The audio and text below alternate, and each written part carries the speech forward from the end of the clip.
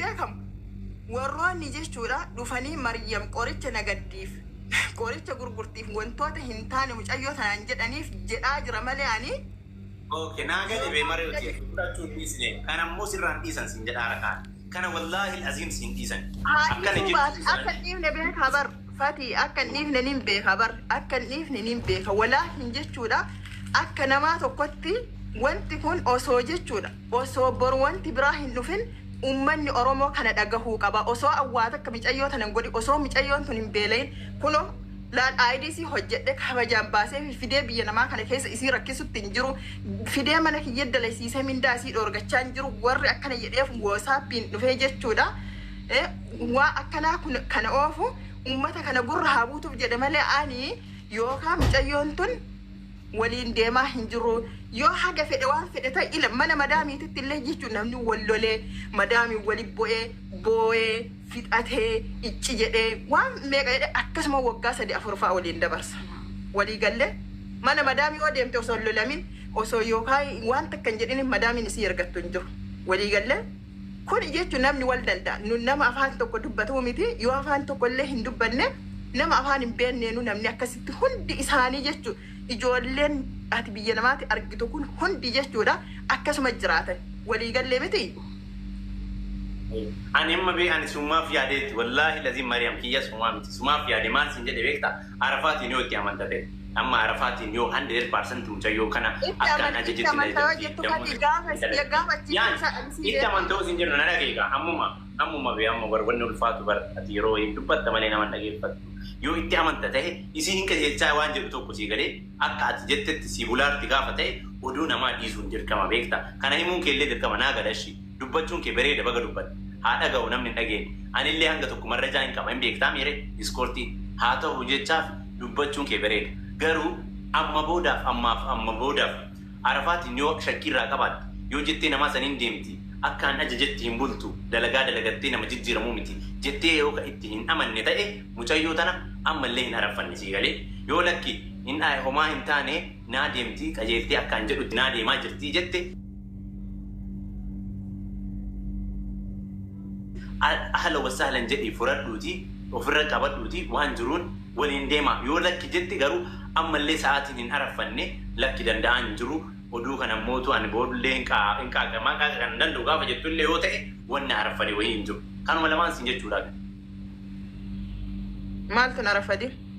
yoo jettu masalan yaani amma sa'aatii kanatti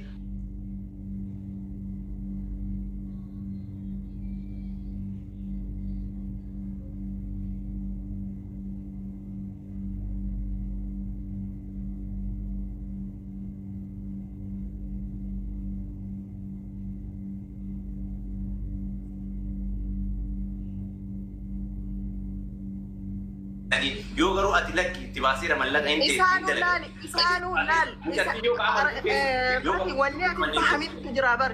wantummaan isaan waan hin taane narratti oofan dhufanii jechuun narra oofaa jiran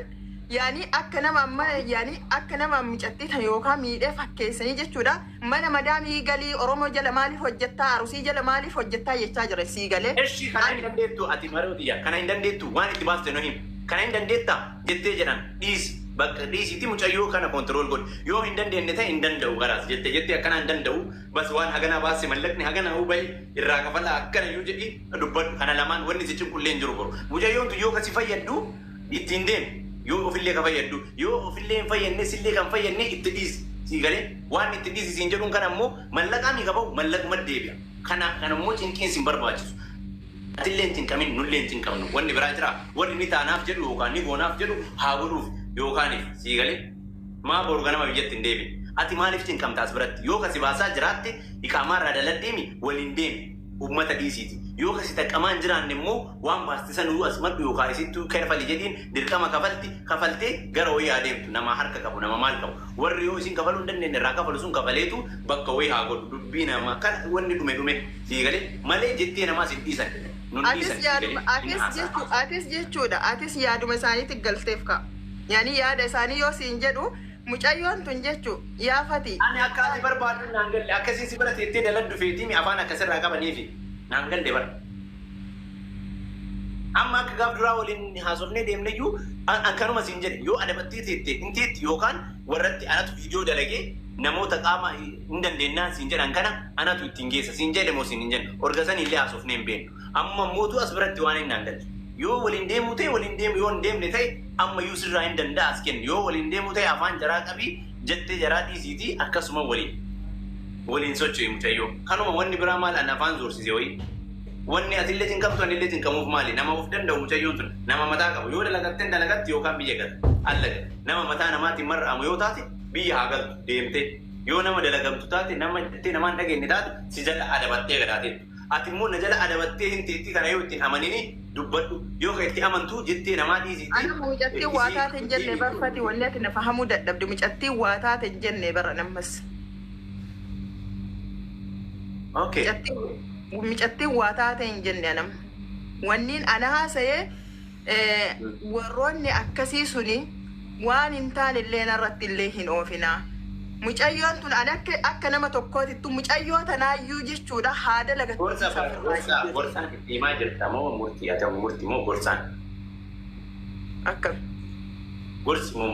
yaani waan akkanaatu jira waan akkanaatu jira uummanni ammas jiraami waan akkanaa jira waan akkanaatu jira waan akkanaa mucayyoo tanarratti ooftanii isi jijjiiramuu dhoorkinaadha. Dubbiin galle fakkii waan akkasii jettee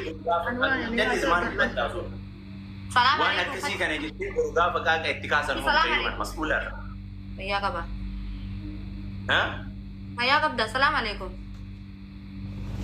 Waalaikum salaam fayyaa kamal qabe mee Mariam Sifaan haasa'eef tadhaan. Wanni haasa'uudhaan wanti kishuudha sii galee. Warroonni akkas jedhaa jiraatan mucayyoo tana yoo kan dhiisan ta'e dhiisuu hin danda'anii an amma waa'ee sanii haasa'an jiru sii galee. Warra dhiisan jedhan akkana jedhaaran jettaami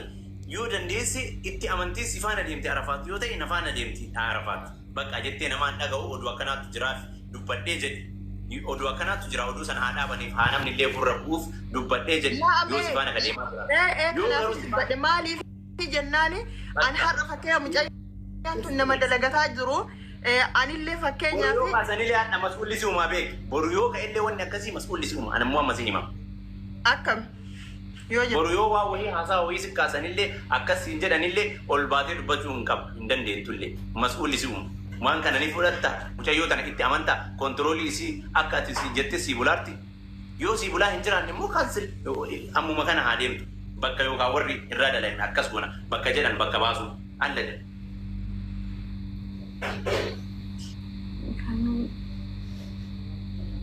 Ani waan godhaan jette anamma as bira baddiin kiyya maali zambiin kiyya maali namni illee akka beeku wanni si dhiisan hin jiru Mariam ana na arrabsaa turan sirriitti kana itti amani itti dhugi. Akkanumatti hin deema yoo jette boru siin kaasu haasaa kana hadhumaa dhagaaniif yoo jette waliin deemi mucayyoo tan ammoo yoo lakki borullee qaaqni dhufa ka jettu ta'e ammuma mallaqa haa kafalanii waan itti baasee dubbadhuuti birrii walii aggaachanii ummaa walitti hin gurre baasanii mana madaamiitti haa galtu sii galee camdii zaammanni biraan jiru. Fedhii ta'e madda biiftu. Badiin kiyya maali badiin na asillee badiin qabdu inni illee badii nama jettee waan duddaaf gara waan ta'eef ati waan yoo rakkoo duddaaf yaani kana fahamu na fahama yaani gilsiidha dubbiin sii galee dubbiin gilsiidha gilsiisi himee bara Mariam anillee wanni cinqamuuf hin jiru atillee wanni cinqamtuuf hin jiru atillee as bira yoo ka miidhamaa jiraatti an miidhamisiin hin jiru anillee akka miidhamuun fedhu mucayyoon kunillee akka miidhamtuun feetu jettee namaatiif jennee Faati laal wanni ati haasahaa jirtu ilaa ammaatti jechuudha waan an haasawun duddaaf gara kana barte yoo na fahamuu hin dandeenye laal ani sirri fahameetu ni garuu borullee hin dhuftii siin jedhaan fahamee jira sirri fahamaan fahamee jira garuu siin dhiibu siin jedhaara dubbiin kun waan anamma haasa'e laal wanni ati haasofte duyiddaa fi gara akkamitti duyiddaa fi gara fahamee giltii sitti himaa wanni ati fahamte wanni ani fahame maali naan jee mucayyoo tana seeraan dalagataa jirtu ka anaan walii galtee taa'aa jirtu ka yookaan akkana na waliin deemaa jirtu keessaan dhufanii akkana si godhaarti Mariam akkana si gooti Mariam akkana si gooti ilala nagay Mariam karicha akkana si gooti waan akkana si gooti Mariam si jaanjessite maal jette anuyyuu quba qabaami si galee waan kana mee quba qabaa osoo quba qabaadhu baadhe riikardi hin qabuun Mariam akkana si gooti Mariam akkana jalaa bahi warra mana madaamii akkanatti wanni matakka dalaganii akkas godhanii jalaa bahi ifaa jedha sillee si aarsa si galee an dhugaa dhoksuu dadhabee miti kaleessa gaafa yookaan isiin akkas jedhan maraattuu jedhaanii turan har'a garuu Mariyaam akkana si gooti riikardii qaban Oromoo akkana si gooti akkana si rakkisti akkana si boochisti kanaafuu isii biraa ba'i mana madaamii isaanii matakka isaanii malama dhiqanii iraftii godhanii mee nama akkana haasa'u nama isaanii matakka lama iraftii godhanii laalfati kasanii illee nan jinqin sagalee ansharii sirra godhe san keessa gizee Mariyaam qoricha si obaafte amma himaatu Mariyaam sirraa dubbataa raaban akkana si godhanii waan akkanaa si godhanii kootu nu hin jirra gareedhaan hin jirra ijoollee Harargeeti nu gareen akkana hin jirra ijoolleen saartuun faallee sii jiranii intinaan faallee sii jiranii suudii nuti akkanatti walii garmoofnee akkana si goona isiin akkana si godhaarti mucayyoon akkana si godhaarti wallaahi lazim riikardii qabaan qasaman billaa isin dhaggeessi nama kuma lamaa hin taasisabdan akkana si godhaa jirti ijoolleen teennanii jiranii gamtaa taanee guruppii taanee waan akkanaa kana si goona dhiisi ofirraa viizaa isii kenninaafi ati dhuftee mana madaamii isaanii matakkaa lama miicitee achi booda iraftiidha giddiidhaan si dirqaa jiranii si argaa jirra waan akkanaa si godhaa jiranii wallaahi akkana jedhanii qasaman billaa riikardii isin dhageessisan an aaree arafaat tanaa bilbile isin bira jirti kino wanni akkana isin jedhaaran warri si gorsaaran Mariyaam si miidhaarti Mariyaam si balleessaa jirti Mariyaam waan kana si godhaarti jedheen lakki nan goone lakki akkas nan goone lakki akkana nan goone jetti mucayyoon warri sunoo arafaati sagalee qabanii ijoollee 5 ijoollee 6 ijoollee Suudi Arabiyaa jiran ijoollee Arabigeeti nuti akkana si goona guruppii taanee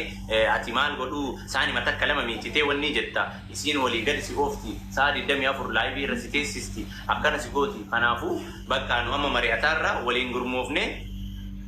si baasna waan kana mee itti yaadi mana maalii galtaa sagalee qabaan isinii galee waqasaman billaa sagalee qaba sagalee san isinii baasa yeroo amma jiru kana jira wanni akkana isii aarsa lamin kaleessa gaafa nuti akkana jedhaa turre kaleessa gaafa mucayyoon tuni maraatuudha jedhaa turan waan wayii gochuu ni danda'an har'a isiin gadi adabattee dalagaa eegattee jennaan har'a isiin gadi adabattee jijjiirama yookaaniif nama mul'ataa wayii taatee jennaan ani faati ila mucatti waliin deemuu dadhabne mucatti gizee tokko yoo loleen gizee tokko yoo isii aartee akkana jedhaa anam Oromoo himuu maal wanni godhan hin jiruuti akkana jedhaniin kanatu aarsa isinii galee kun immoo kaleessa yeroo dagaffa godhuu qabanitti isii waan meeqa gootee asiin geettee jennaan har'a isiin si miite har'a isiin akkana si goota jedhanii dhugaa isii aarsa kun garuu atis dhugaa kan kee sirriitti qabda sii beekuu qaba namni argaa jirra garuu akkasitti arafaatiin kontirool gaafa ati goote arafaatiin gaafa ati qabde uummataan gahuun sirrii ta'ee uummataan geettullee uummanni waan akkasiin godhu yoo arafaas faana deemaa jiraatte waliin hin deemsista dubbatuun illee rakkoodhaatti yoo garuu akkuma ijoolleen sun gorsitu akkuma ijoolleen sun jettuun san dubbiin ta'e si jibbisiisaa jira yoo si dabbaraa jiraate hin himatu hin dandeettu siin jechuu barbaadeeti sii galee kanaafuu lakki waan kana haadha geettaniif malee mucayyoo jaaladheera na faana deemaarti damooza na jaalatteerti lakki yoo jettu kino si faana deemaarti nu argaa jirra waan sanirra darbee mootu naa ta'an jirtu akkana na godhanii gaafa itti amantee jetteen namaa kun naan taane waan biraan na oofanii na jibbisiisee Arafat man wanni man dalaga masih wanni situ nanti aku tak ada oh kerja terus Fati na dhageessa ani mucayyoo jechuun namni sun somni badaatu waliin bu'a masalan namni mana tokko keessa jiraatu sii galee ani mucayyoo waliin deemuun dadhabe mucayyoo tana jechuun akkaanuu ta'e akka maleenuu ta'u akkaanuu ta'u akka maleenuu ta'u fuudhee eega yani eega na bira geette dalagaa isii itti fuufaa jiraatte har'a jala galanii Mariyaam qoricha si obaafte jechuun borqosoo micattii tana mataan bowwaafatee maaltu taadha kanatti dhagame sun sani har'a Oromoon akka dhageettu har'a Oromoon dhageesse boru ammoo jechuudha mucayyoon tun nama anisiif mas'uulaati mucayyoon tun nama kiyya mucayyoon tun lafeetiyya boru ammoo akka biraatitti laal namni kuma tokko as jala taa'u keessa nama meeqa kan mana madaamii diina afaan hin beekne bira hojjetaa hin jiru. Har'a osoo an fakkeenyaaf osoo mucayyoon tunuu rakkattee afaan itti nagaafattanii hin beektan. Akkamittiyyuu ani jechuudha. Ani falfala hin dalagu fala malee yoo dawaas taate waan nama fayyisu malee waan nama miidhuu miti. Akkamitti kaleessa mucayyoon tun isimaayyuu haadha dhibamtuu qabdi masala mucayyoon tun. Oh, agak aja. Duba de Fati akkam baay'ee ol deemu. Okay. promo.